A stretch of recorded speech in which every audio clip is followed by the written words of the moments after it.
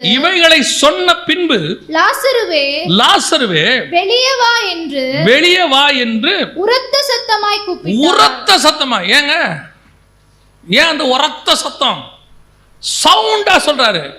ஏன் லாசருக்கு காது கேட்காதுன்னு அர்த்தமா? அந்த சவுண்டுக்கு பேர் என்ன தெரியுமா? The sound of authority.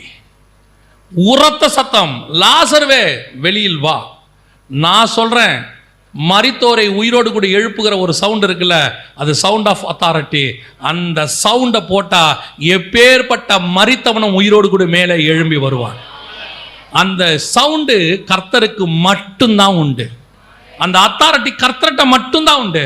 அதான் வசனம் சொல்லுது, உரத்த சத்தமாய் லாசருவே வெளியில் வா.